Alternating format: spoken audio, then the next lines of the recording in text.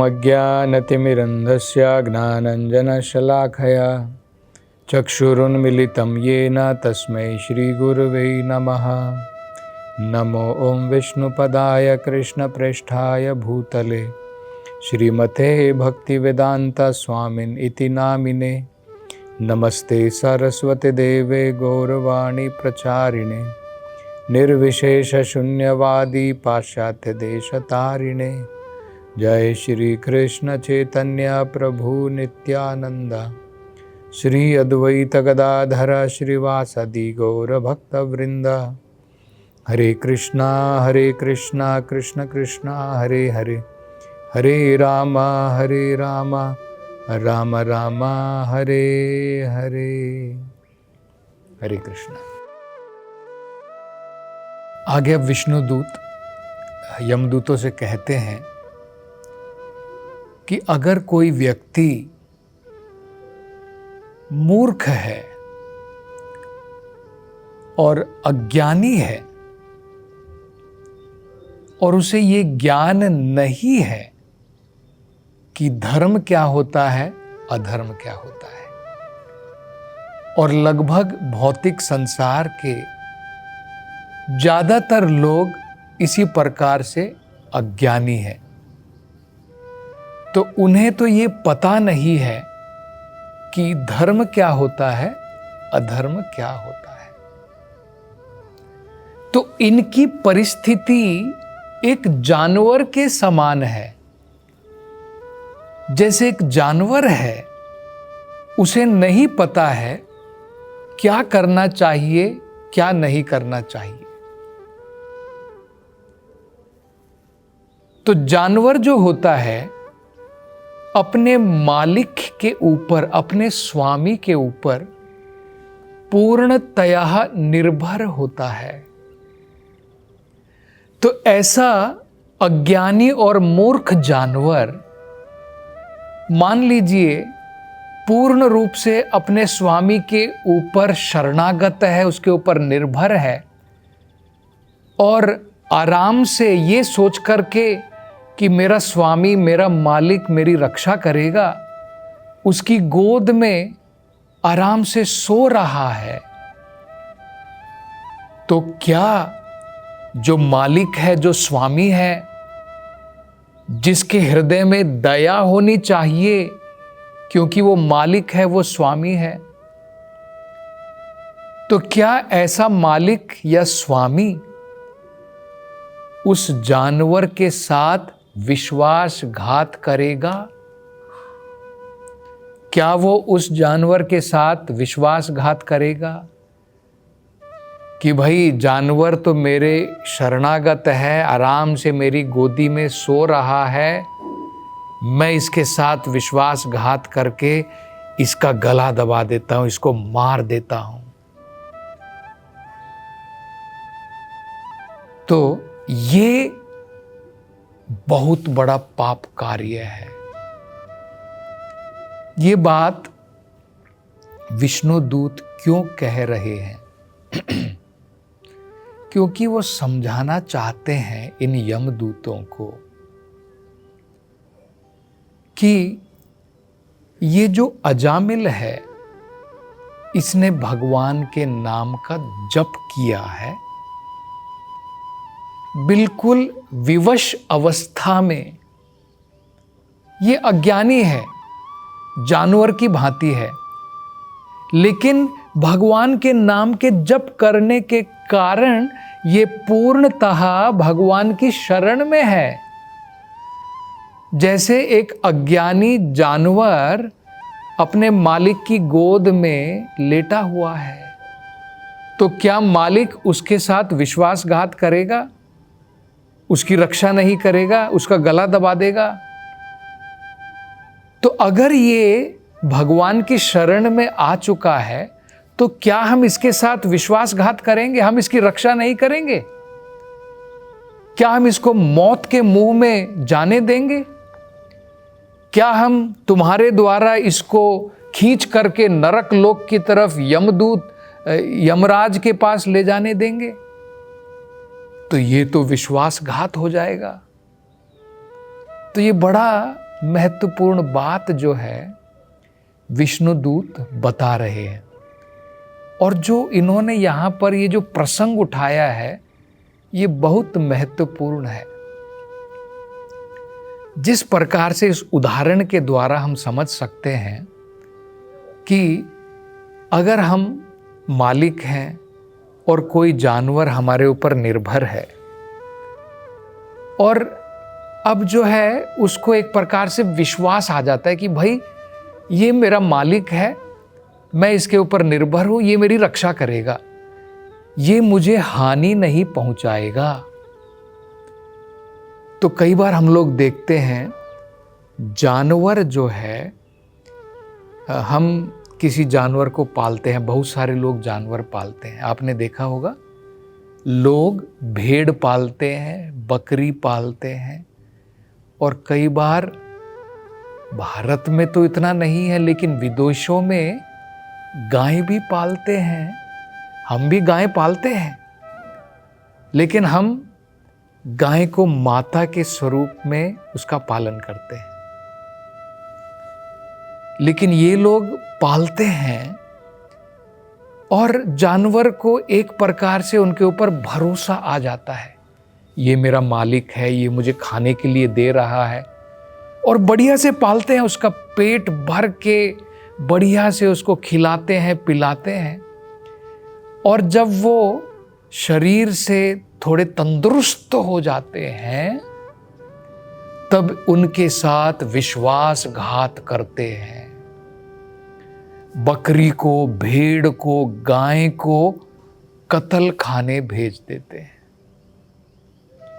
कितना बड़ा विश्वासघात है। पहले जानवर को भरोसा दिला देते हैं कि मैं तुम्हारी रक्षा करने वाला हूं, तुम्हारा पालन करने वाला हूं।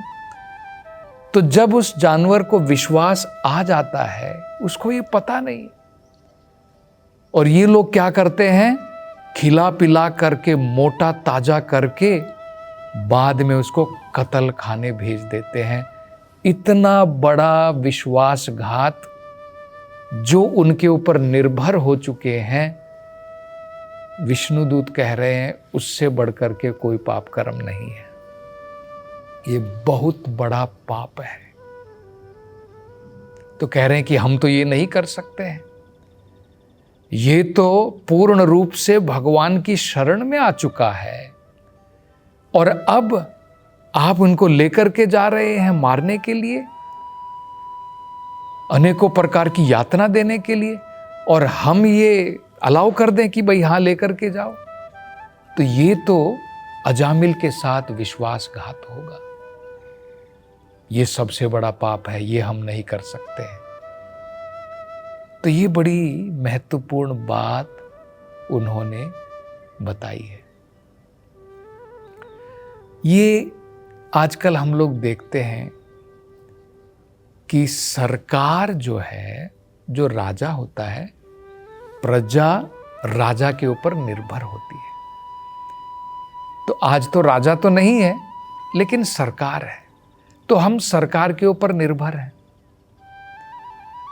और अगर सरकार या राजा हमारे साथ विश्वासघात करती है तो ये एक बहुत बड़ा पाप कर्म है, ये सही नहीं है। हम खुद देख सकते हैं कि कुछ राजनीतिक लोग, जब भारत को स्वतंत्रता मिलने वाली थी अंग्रेजों से, उस समय में कुछ नेताओं के कारण, कुछ राजनीति के कारण, पॉलिटिकल रीजन के कारण, इन नेताओं ने, जिनमें अंग्रेज भी शामिल थे, वे मुख्यतर थे, देखिए उन्होंने क्या किया, लोगों के साथ विश्वासघात किया। जब अंग्रेजों ने भारत का बंटवारा किया, जो बड़े बड़े पॉलिटिकल लीडर थे उस समय में, भारत के भी थे और इन अंग्रेजों के भी थे, इन्होंने मिलकर के जनता के साथ विश्वासघात किया।